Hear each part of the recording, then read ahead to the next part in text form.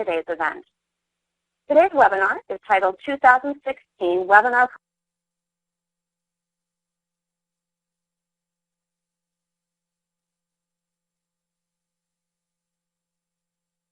Morning, good afternoon, or good evening to everyone, depending on where you are joining us from, as well as welcome to everyone, somewhat in the future, who ends up watching this event on demand.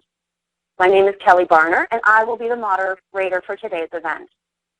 Today's webinar is titled 2016 Webinar Promotion Techniques, and it is being co-presented by Webinara and Onstream Media. Before we proceed, I would like to go over a few housekeeping topics.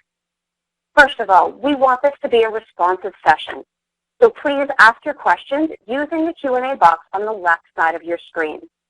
Once you click on the Ask button, your question is automatically submitted to our expert panel. We will get to as many questions as we can during today's session. Please do keep in mind that all questions will be answered during the last 15 minutes of today's event, but you can submit them at any time. Secondly, this webinar is being recorded and will be available on demand should you want to revisit any of the content or share the event with your colleagues. With our housekeeping things taken care of, we can now move forward with today's presentation. Our speakers today are Kristian, Haanes, and Sabrina George. Kristian is the founder and CEO of Webinara, a leading platform designed to promote webinar attendance via social media, automation, and integration. He is a serial entrepreneur with 15+ years experience in B2B solution sales, management, and marketing. He has a solid background with IT companies, SaaS and cloud services in the Nordic countries and the UK, focusing on market research, lead generation, customer experience management, project management, and HR. Sabrina is the Vice President of Marketing for Onstream Webinars, a leading provider of webcasting, webinar, conferencing, and streaming media solutions. Sabrina has more than 15 years of experience in advertising, digital marketing, communications, and technology. She has been producing and delivering business webinars for over a decade. Her background in IT and digital marketing has given her a unique perspective on the key elements required to plan and execute highly successful events. At this time, it is my pleasure to turn the floor over to Kristian to officially get the webinar underway. Kristian? Thank you so much, Kelly. Thank you for the introduction, and it's a pleasure to be here, and it's so nice that all of you have registered for this event today, and for those who watch this on recording, we're super happy that you registered for today's event as well. So what we will cover today is webinar promotion techniques, and with so many options at your disposal, planning and promoting your webinar can be tough, but if you do this with a standardized workflow, you can overcome this challenge and make it much more simple. So first we will share some statistics and trends with you, and Sabrina will do that before we move over to how you can, or some tips on how you can plan your webinars and in a maybe more efficient way than you do it today. How you should prepare your webinar promotion, and moving over to the registration process, and at the end talk a little bit about the post-webinar preparations before we run the Q&A at the end. And we will also run one poll during this webinar. So I hope all of you can answer that little poll when that is coming up. And as Kelly mentioned, please feel free to submit questions in the Q&A box to the left, and we will address all of those at the end. So, Sabrina, would you like to share some stats and trends with us? Of course. Okay, so today we're starting off this webinar by talking about some of the trends, and I think at the end of the day, are you a statistic? And I think probably most of you are. And so with that said, we're presenting these statistics because they support a fundamental shift in the techniques used to promote webinars today. There is no question about it. Right at the top, we've got over 66% of marketers that are using webinars as part of their content marketing programs. If you are on this webinar today, you must be using this in some format or the other. This 66% is increasing. The reality is that webinars provide a highly engaging and measurable form of interaction with buyers, and so that is a given. I'm not surprised by that statistic at all. Our second statistic here is webinars are the second most effective marketing tactic, which, that is, first is search and websites, right? We invest a lot of money in those efforts. And so webinars being the second, that's very significant, and we should all be paying attention to that. Third statistic we have here is nearly 3 in 10 webinar leads were considered excellent, and another 39.3% were considered, rated as good, according to eMarketer and a major survey that they conducted. And that's significant because, we spend a lot of money on lead gen, on various, if we are to have, yield a 40%, conversion response, that is significant, and that's something we need to pay attention to. So, that's a very important statistic right there. The next stat is, 90% of organizations now market with content according to demand metric. And so that, that's speaking to the fact that content is driving a lot of this, right? We're all investing a lot of time these days in this because, the reality is people are engaging with that content, and it's generating meaningful results. And of course, content marketing is 62% less expensive than traditional marketing, and obviously webinars fall into that bucket. At the end of the day, content marketing has legs. You create content in multiple formats, webinars included, and you can repurpose that content in so many different ways that, extends beyond the original format. For instance, with webinars, you spend a lot of time creating it. Once you create it, you can repurpose it. You can take it and create reports that you can publish. You can create articles and blog posts based on, different aspects of the presentation. You can generate all kinds of, social media posts, etc. So, the ROI is considerable when you kind of, factor in all of those key elements. And of course, 69% of people trust an organization's content if it's discovered via a friend. And why we include that statistic is because at the end of the day, I think a lot of that is driven via social media. We're relying on social media. We're relying on our networks to recommend content to us, to share content, and we trust it. We're trusting our colleagues. We're trusting our friends to give us information, to make recommendations on brands. And so that's a very important point. And of course, my last point here is organic search, generating 2/3 of all web traffic. Well, today, wow, this is this even on everyone's radar? Because at the end of the day, it should be, right? Because it's not only about, desktop search, but more buyers are searching via mobile, and this is growing. And so we cannot lose or, we cannot forget the fact that SEO and organic search listings are actually critical to our digital marketing efforts.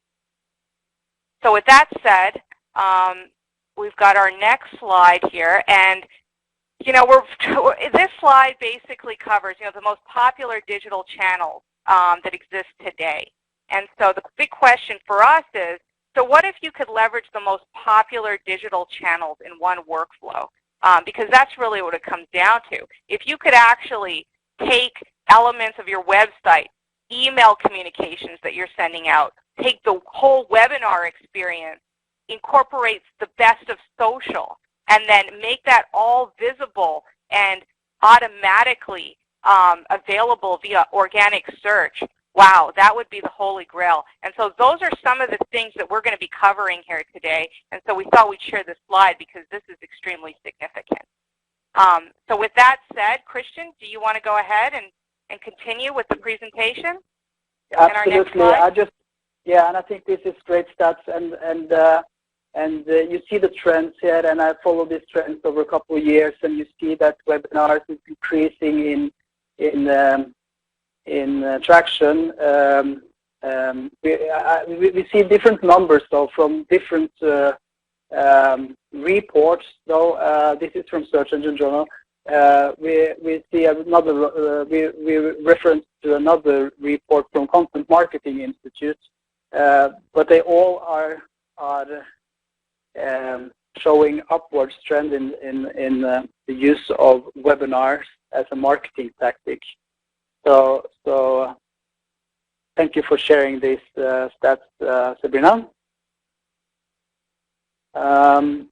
So moving over to your webinar plan. I used to work for a project management company, and we said planning is everything. And as a webinar organizer, and as all of you know, it takes a lot of time and effort to organize a large, sometimes complex live webinar.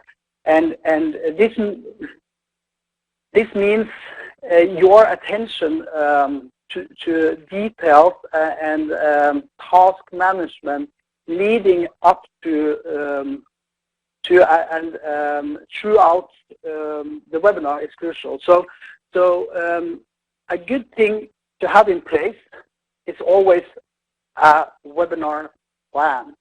And if you don't have that already, you should create a template that you can reuse over and over again and improve over time. And we used to say that you should start at least 4 to 6 weeks prior to the event with the planning. This is not a 2-week project. And we can call it project. You can consider every webinar plan or webinar project as a mini project. So organize them as projects, and you don't need to overcomplicate it, but you can divide it into 4 phases or milestones. And Kelly, I can see your mouse cursor, so if you can move that, please. Thank you. With webinar planning phase, that's the first one. Short phase where you pull together the whole team that is part of the webinar, organizing or speaking, setting the deadlines, booking all the meetings, calls, pre-rehearsals, rehearsals, the webinar date, making the presentation, rehearse deadline, and so on. And of course, the webinar promotional phase, it should start immediately when you have decided on the title and the description and so on, and the date, of course, and should have some time to add some additional promotional activities if you need that. And the preparation phase, and also very important that I think many webinar organizers tend to forget is the post-webinar phase. What is going to happen right after this webinar? What are we going to do with the recording? What are we doing with all the stuff, all the information we put together in a nice way? How can we maximize the results from that? Another good thing to have in place is to organize all the deliverables into a checklist. And it doesn't need to be that complicated either. Just put in the phases and the deliverables and who is going to be responsible at a deadline, and if you need a budget, you can do that as well. We are using a tool called Smartsheet. It's free. I think it's smartsheet.com. And they even got an event planning template in there. So you can get started in minutes. That's a tip.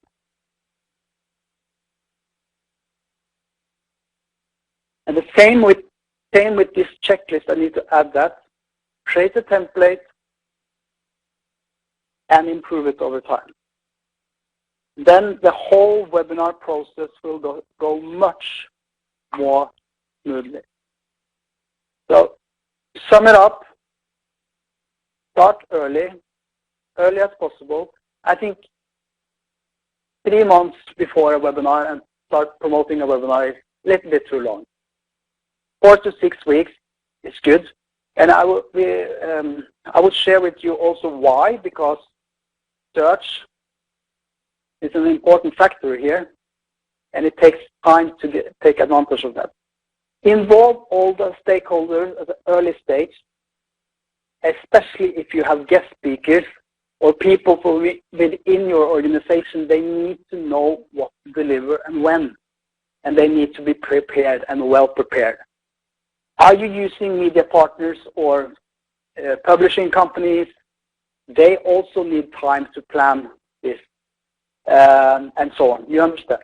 So that is basics, but sometimes it's good to repeat the basics and give you some simple tools to make it more efficient. Sabrina, do you like to add something to this, or do you think we covered most of the basics here? I think you've covered the basics. Thank you, Kristian. Perfect. So let's move on. Preparing your webinar promotion and how to maximize long-tail webinar investment. Before we jump into this, maybe it's, or not maybe, I think it's good with a little poll to see where you are today with your webinar promotion planning. So in the spirit of keeping the session responsive, here's a poll that we'd like to run. The question is, what is the greatest challenge you face with webinar promotion? You can only pick one, so choose which one of these is the greatest challenge you face. Kristian, while people select their answers, if you take a quick look at the list here, either what do you tend to hear from people, or where do you think maybe today's participants will come in?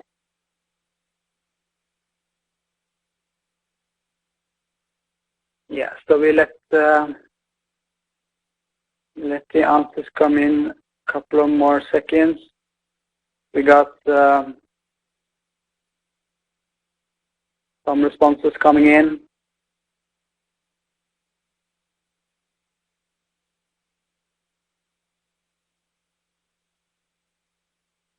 All right.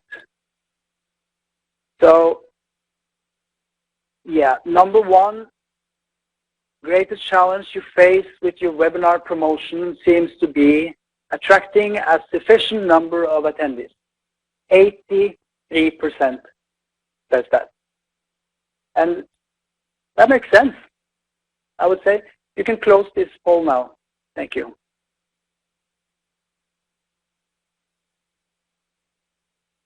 I would say that makes sense because all of us want more people to attend the webinar. And since this is a lead gen activity, obviously you want more leads. So that is definitely number one challenge. So let's go through and see how we can do something about that. The first thing I want to address is the webinar title. Does the title make them want to register? So after reviewing hundreds of webinars over the last year, we've seen a wide range of different webinar titles, really catchy ones, racy ones, and less effective ones, I would say. So even though every webinar is planned, and I'm sure it's planned to gain the most interest from a wide variety of potential attendees, we also see some room for improvements here. And a good question is to ask yourself, who are our target audience, and what is the webinar about, and how can we get them to register? Creativity, difficult word for me, can work, but think about also when creating a webinar title that you most likely like to get people that don't know from before to register for your webinar. New, fresh people to your list, new leads, and very common or good channel for promoting your webinar is Twitter. So make it easy for, and on Twitter, only your title will show. So make it easy for them at the brief to see and understand what your webinar is about. And remember that Twitter is limited to 140 characters. And if you include a link, you obviously want a registration link there, then the character limit is limited to 117 characters. And even less if you want to tag username, hashtag, and so on. So that is important to think about when creating your catchy, appealing title. Bursin by Deloitte. I took this example.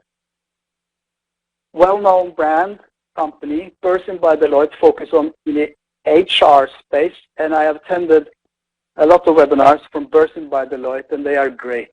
They are great. They know the stuff. I used to work for HR company, software for HR, and these webinars about talent management and HR stuff. So really great webinars. Although the title here might be good and descriptive and make people who know Bursin and this space interesting. The title, there are some challenges with this title. Taking a closer look, the key factors and dimensions of the new talent management majority model. Oh, double click.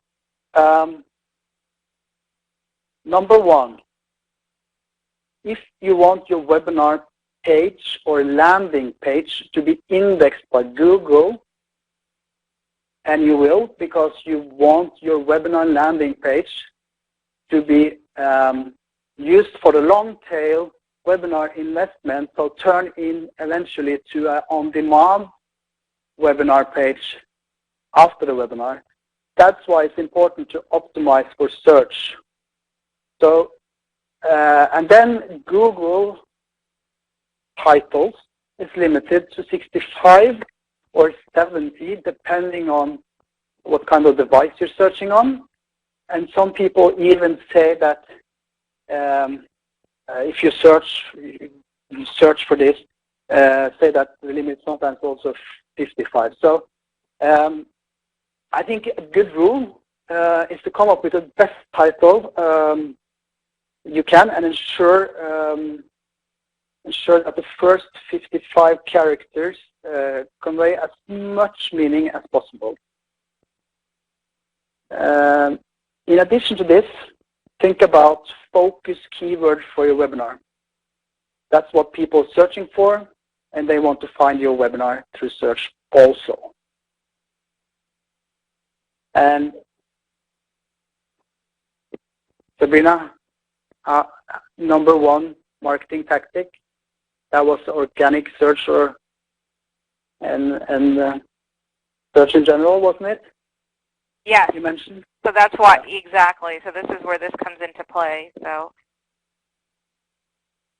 I think it's very critical as part of that to focus on the long tail and focus on your keywords and make sure you incorporate those in there the best you can, because as Kristian mentioned, they're important as far as the optimization process is concerned. Yeah. So think about who is your target audience, and I'll just read these bullet points here. Do they know your terminology? Don't use technical terms in titles. Does the title make them want to register? We mentioned Twitter. Good thing is also Google search your suggested webinar title to see if it's used already. Maybe you're competing with another website that is way better than yours in search. Maybe change it slightly. If you think 55 characters for title is a little bit limited, consider using a subtitle. And good practice is also not using stop words or special characters. And I just learned this myself, and you can Google stop words and you will get a full list of stop words. But some examples, stop words is that it is at, which, on, and so forth. So maybe some of you learned something new today around that as well. Time and date. Again, back to who is your target audience? What is the most optimal day and time of the week? This is also basics, but we see that there's still rooms for making some improvements here. So first of all, time zone, difficult word for me again, abbreviations. Not always easy for people in Europe and Asia to understand if you're not used to doing business overseas. So Eastern Time, Central Time can be Central Time, Eastern Time, other places as well. British summertime can be Bangladesh summertime, and so it's probably better to have on your website landing page, this is 2 p.m. New York time, for instance. Another thing is, again, back to search. Make sure your website and the landing pages are optimized with some event markup coding, and then your rankings will improve over older content that is out there, and they will even see this fancy little date, day, and your company name when they are searching. That is good to know if you don't, if you haven't optimized it already for that. So for this event, we had webinar promotion techniques. Not that many websites out there using that search term. So we ended up on the first page. And if you see here, like you do when you scroll through search results, you see that you have some PDF and some free thing, and we actually are on number 5 as well, and number 6. So if we're lucky, they might find us there. But it takes time to be indexed. So I think that slide was misplaced. Anyway, what time zones are we targeting? What days or week are best, and what time of day is best? So again, there is plenty of stats out there on this as well. So Tuesday, Wednesday, Thursday is best, and if you're in the US, maybe 9, 10, 11, 12 Pacific time is good to cover across America, and if you like to have America and Europe, maybe 9 and 10 Pacific time, or if you don't worry about Pacific, you can take it 9, 10 Eastern time. So think about that. Who you're targeting. I think that was pretty clear, wasn't it, Sabrina? Do you have any experience regarding this? Yeah, no, I think you covered it. I think, when you're talking about East Coast, you're talking about peak times being, 1, 2 o'clock in the afternoon. You want to get people right after lunch or maybe even during lunch. And so that's critical. And then, of course, days of the week, Tuesdays, Wednesdays, and Thursdays. Probably Wednesdays becoming the most popular. So there are stats out there supporting that, and it works. So I think the key around it, and I think we're kind of going to cover this a little bit later, is the promotion around it. What the social media that goes out, the emails that go out. How far in advance in order to drive those people to those events. To encourage attendance. That's critical as well, and I'm sure we're going to cover that. So. Absolutely. Yep. Good. Great. Thank you. And keep also in mind that the most mature webinar market is the U.S. I'm coming from Oslo, and we see very few companies running webinars. So, but we watch a lot of webinars from the U.S. So think about that if you're a U.S. company. Even though maybe my company and I am not in your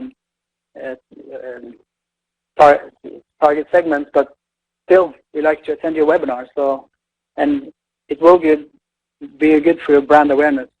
So over to webinar description. What's in it for me? Webinar description. As we saw, you will not get any results from this in Twitter and search, but obviously for your or people searching and reading about your webinar in search, but on your landing page. But a good webinar description optimized for search will give you even better results for search. And Google, just to mention this, Google rank pages with over 400 words higher than pages with very limited text, because people like to find things to read about and they don't like to come to pages that is empty. Makes sense. And this webinar from Person again, and this description might be good and be good enough to make people in this industry, in this space, want to register. But in order to optimize this webinar page better for search, they could have included, for instance, the speaker's bios and then got more text into it without letting the visitors feeling that it's too much text to read. So that's another tip.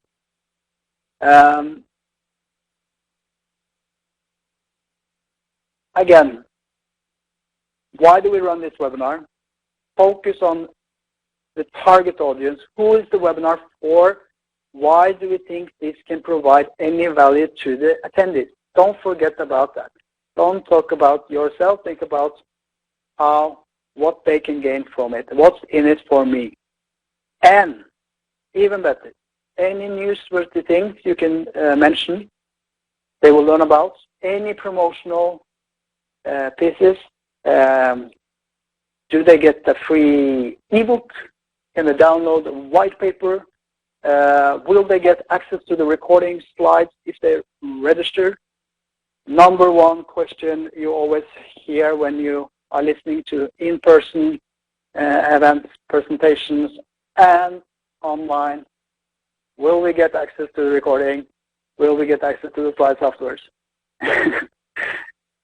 Just mention it and they know it, and you don't need to answer it.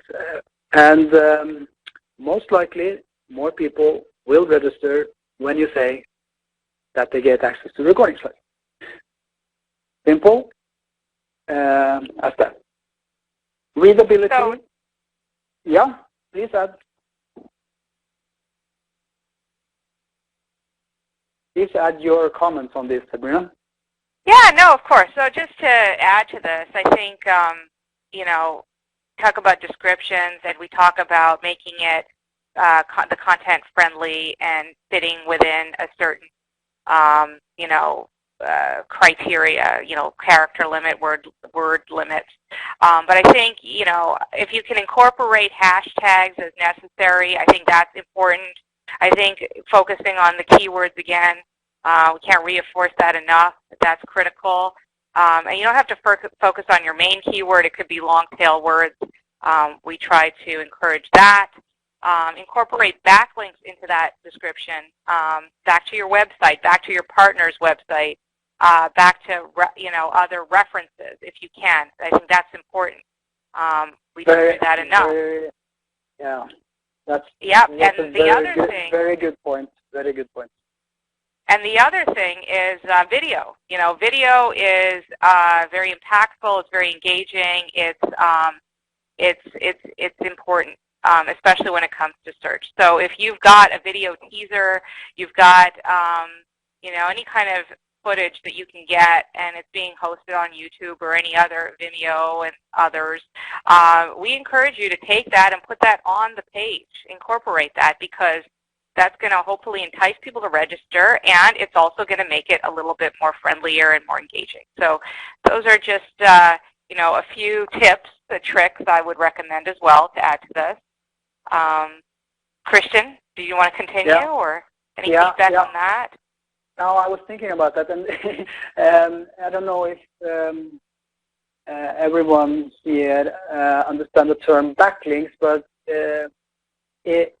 to link to another website from your web page, it's really good also for your search results, because then that page is alive. And so think about that. It could be logo, simple as that, logo to your sponsor, and link that logo to their website. That's a backlink. Pictures and bios. Builds trust and credibility. Like today, we showed some images at the beginning, so you know how we look like. Add bio. Builds trust and credibility. This example here, I haven't read it. I think it's too much. Make it relevant for this webinar. And make sure that the text is possible to read.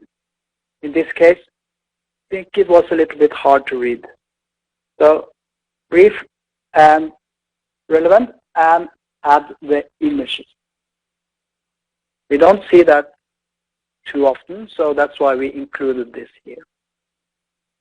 All right, so see that we are running out of time, so we're speeding up a little bit here.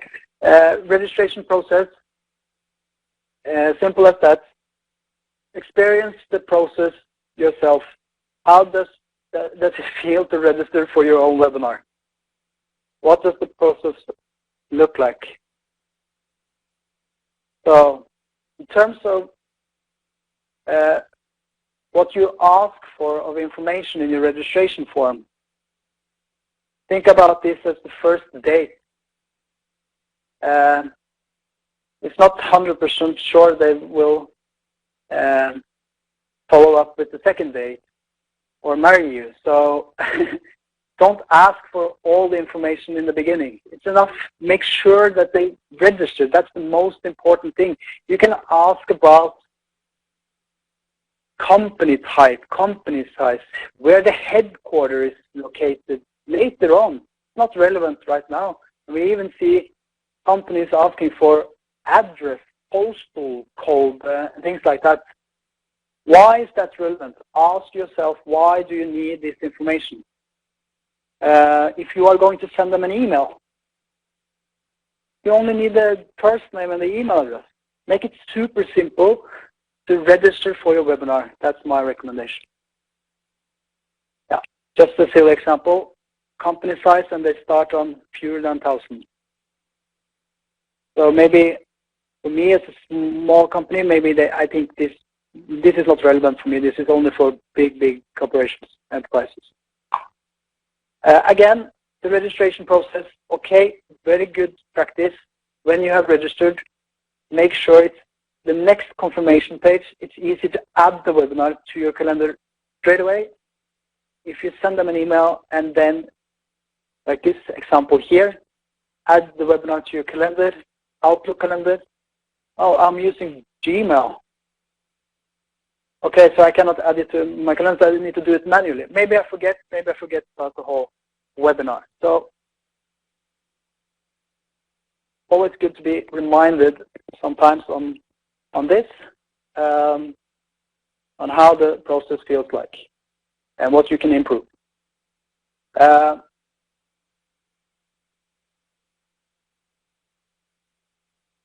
Are they able to contact you in case of emergency? No. If they have any questions before the webinar, it's always good to have a contact email address. Also, when you have this feature for adding the calendar, make sure it comes with the correct time zone. So they don't end up having it 10 o'clock Pacific time when it's 10 o'clock Eastern time. Makes sense, but not always that comes in correctly. And what happens if they register last minute? Will they be sent straight into the webinar, or will they get another confirmation email, or do you need to send out the confirmation email manually? I think that is also important in that as well. Jumping into the webinar, post-webinar preparation, and what is the next step? So, sorry about this. Just a summary slide on this, and this is also basics, but it's very smart to prepare everything what's going to happen post-webinar before the webinar, so you are ready to ship it out within 24 hours after the webinar. Save you from additional stress, and it's more professional, and you don't need to answer all the emails that goes out. Hey, can I get access to the recording and slides? When are you sending those out? Probably experienced that yourself, and I very often see that we don't have time to answer all the questions in the Q&A. So what do you do with all the unanswered questions? Will you send out a summary email where those are addressed, or will you reach out to each individual of these?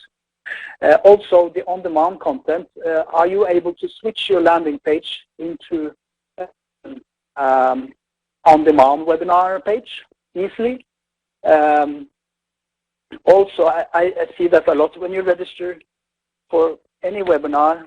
Of course, they have good tools for following up all the leads coming in from the webinar.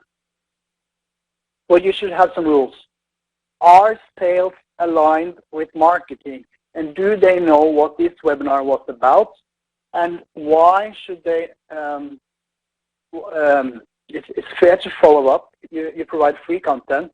That's fine, but they should know how to do it, and you should create some rules, guidelines for that. Also, how you should follow up the no-shows. That is good. Maybe 60% didn't show up. They didn't have time. Something else was prioritized. Potential leads, follow up, but make sure they are communicated to in a different way than those who attended the webinar. Sabrina, something quick to add to this? Yeah, sure. A couple points. I think you probably want to add the fact that you want to use this opportunity to promote your next event. Include that, and that's important. If you've got a series, or use it to promote other content. Right, this is a great vehicle to do that. The other option is basically making sure that you've got a nurture program set for your webinar program. You know, you invest a lot of time in preparing, and maybe even the promotional techniques that will be used for the on-demand. But follow-up is critical because if you're doing this for lead gen, you don't want it falling through the cracks. So make sure you have a robust email follow-up campaign ready and set and automated, ready to go, so that you can make sure that you're following up with these folks, introducing them to your company, introducing them to additional content, etc. So I think that's important. And you probably want to complement that with a follow-up phone campaign if you have resources available for that, because I think that can go a long way.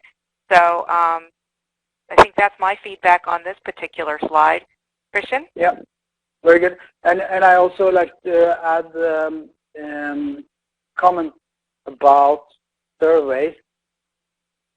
There's no reason to run a post-webinar survey if you don't follow up on the results and share those with the team.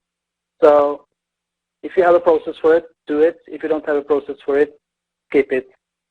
You can either spend that additional email to the registrants with a follow-up email from marketing or sales. That's my take on that. So you don't spam them too much afterwards. And one more experience to add to that. I think it's smart not to add all the people registered for your webinar automatically to your newsletter list. At least ask them to opt in for your newsletter. That is also a good practice. Running out of time, moving on. As you probably understand, all of these we covered today are taken care of if you use Webinara and Onstream combined. Webinara helps you promote your webinars to increase awareness and attendance, and we also promote your webinars on Twitter, and it's fully integrated with Onstream webinars, so you can basically set up your webinar in one simple process. You can launch your webinar from Webinara. You can rehearse your webinar from Webinara. It's a great solution. It's the same solution we're using here now for this webinar, and the same process you use to register for this webinar and join the webinar. So you experience that yourself. We hope it feels good, and would love to have some feedback if there's something you think we could improve. And I will just share some slides with you on how it looks like to promote your webinar through Webinara. And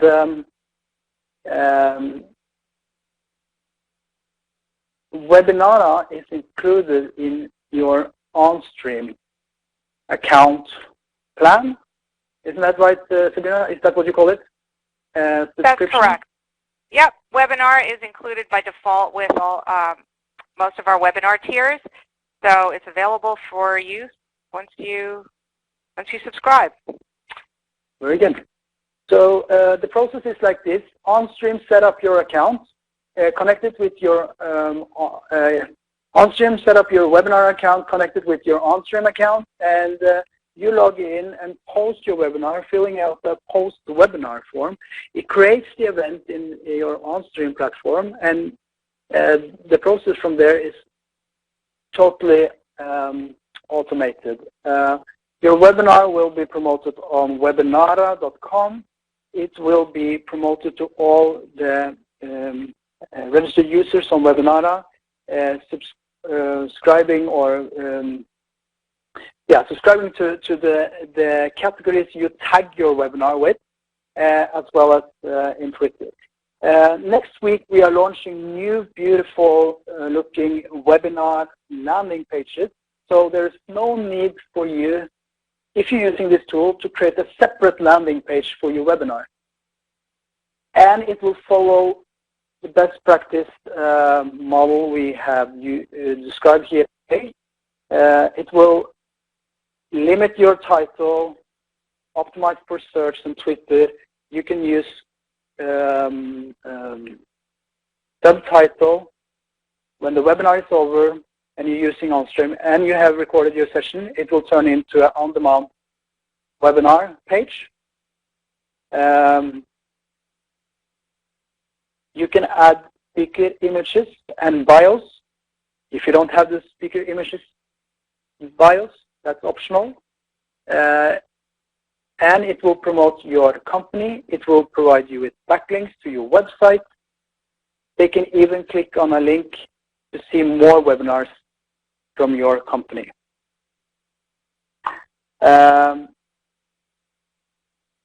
Twitter, upcoming webinar, emails daily and the week before. And you don't need to spend any time on creating the invitation, reminders, and so on. That is automatically taken care of. And even you notify all the registrants that the webinar recording is available right after the webinar is over. So just to sum up that, process is simple. Post your webinar. It's SEO optimized. You get your own webinar overview page. You don't need to spend time on the emails, as I said. The recording is immediately, instantly available after the webinar, and the users are notified.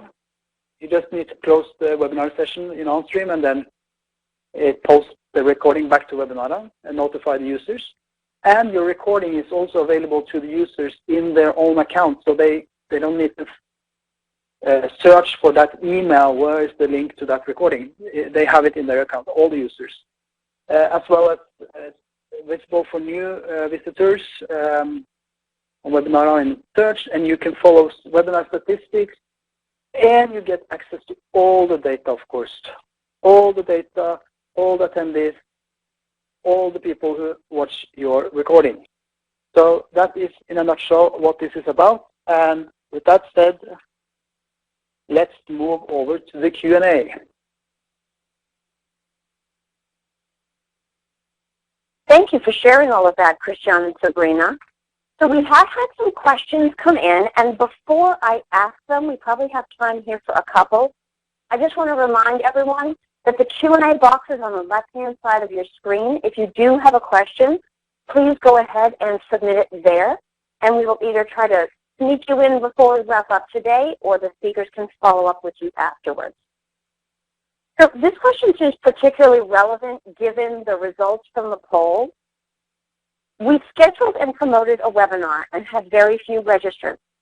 Where should we start if we want to figure out the source of the problem?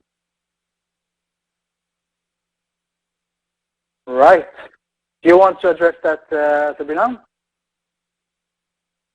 Okay, so that's a big question, and I think we get that often, right, because we want to drive more registration. So, I think it really boils down to evaluating all the components. You got to look at how far in advance did you spend to promote this? What techniques did you use? Who did you target? What did you name this? All of these things, everything we covered today pretty much will give you that answer, right? But I think the beauty of the Webinara solution is that it kind of takes care of all of those points. It pretty much allows you to optimize your title. It gets you in front of a lot of other folks that you probably wouldn't have otherwise had access to through lists, through your website, etc. So you're getting access to a whole network. You're getting access to all those that may be following, that are part of the webinar network on Twitter and social media. So I think, if it's optimized accordingly, and if you're following all the steps that Webinar makes available to you through their easy wizards, I think it would probably address a lot of that. But again, a lot of it boils down on the topic. We like to throw in, we like to say that, there could be a draw to this, whether that's the speakers that you bring on, other partners, a giveaway, something related to, one of those things could probably add to, increasing your registration numbers, in addition to leveraging a platform like Webinara. But, that's kind of what it boils down to. Target lists really play a key role in all of this, and the amount of hits, amount of emails, amount of interactions that you're having with these people, because people are busy, and while you may not get them on the live event, it's very probable that you'll get them on the to view the on-demand recording, and that's just as valuable. So, don't underestimate that, and, try to promote the recording as much as you can, and leverage tools like Webinara to help you do that. Absolutely. And I also need to say that Webinara cannot create magic. So, but we can help you improve your webinar planning processes and let you spend more time on your webinar promotion. And I also think it's good practice, if you're running a webinar, make sure all your employees, partners, speakers are committed to promote your webinar in all the channels. Post it on LinkedIn, post it on Twitter, promote it in the partner sponsors, Twitter feed, things like that. That can also improve the results. So it's a lot of efforts going into this, and a lot of efforts can be done for zero money. Just be smart and put it into your plan.